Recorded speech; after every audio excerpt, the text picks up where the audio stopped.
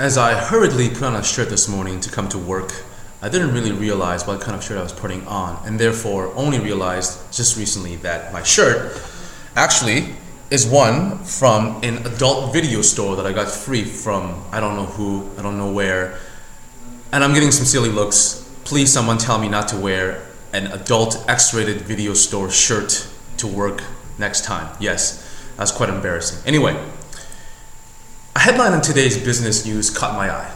The headline outlines the backtracking of Goldman Sachs, a very large and prestigious investment bank in the US, regarding bonuses to their employees and officers.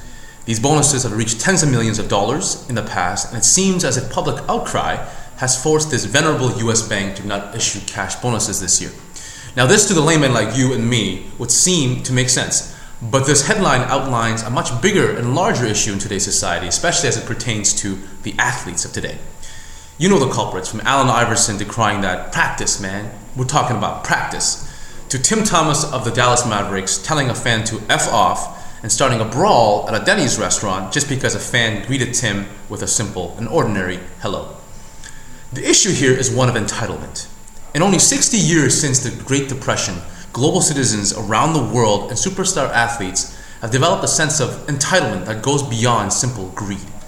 Mr. Jeffrey Immelt, the president and CEO of General Electric, spoke at the US Military Academy recently, and he said, I quote, "We are at the end of a difficult generation of business leadership, and maybe leadership in general. Tough-mindedness, a great trait, was replaced by meanness and greed, both terrible traits. Rewards have become too perverted. The richest people make the most mistakes with the least amount of accountability. In too many situations, leaders divide us instead of bringing us together." These are some harsh words that I think speaks volume about the athletes and the state of the world today, and the sporting world is no exception. LeBron James is a young man with many talents. There is no disagreeing with that. At 24 years of age, he is earning $16 million per year, and most likely, he will earn the $20 to $25 million a year mark to play basketball. Yet his actions over the past year have been almost ridiculous to the sublime. From dancing in the sidelines to making silly remarks that almost seems like he's daring David Stern to take drastic actions. The issue here is further compounded by our leaders and the people letting these young athletes get away with the proverbial murder. Why can't David Stern fine and suspend LeBron James for conduct unbecoming of the game of basketball?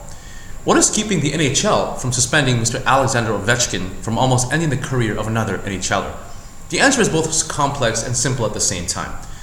It is greed and selfishness of these people in charge that also contribute to the demise of both prudence and common sense.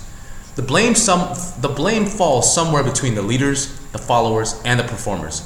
The implications are simple, and yet, I confess, the answers are not so. At some point in time, the tide will turn.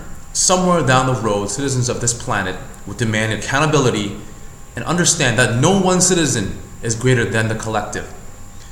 That no one player is greater than the game. Michael Jordan, are you listening to me?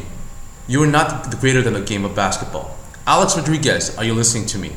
You are not greater than the game of baseball. And Mr. Alex Ovechkin, are you listening to me? Because I can do without you and still enjoy the game of hockey. I'm reminded of a very prescient quote from a well-respected man who recently passed away from cancer, and the quote goes something like this: "When it comes to the future scrutiny of Tiger, I hope the media will take a more sensible, less sensational, and more mature approach and conclude, we really have something special here. Let's not ruin it for the game, because the game is bigger than Tiger or anyone else." And this is from Earl Woods, the father of Tiger Woods. I suppose when experience meets reflection, one can look at life in such an incredible, mature point of view. No one is bigger than the game. No one is bigger than the collective. David Stern, are you listening to me? This is Megatron. Let me hear your thoughts here on Whotheman.com.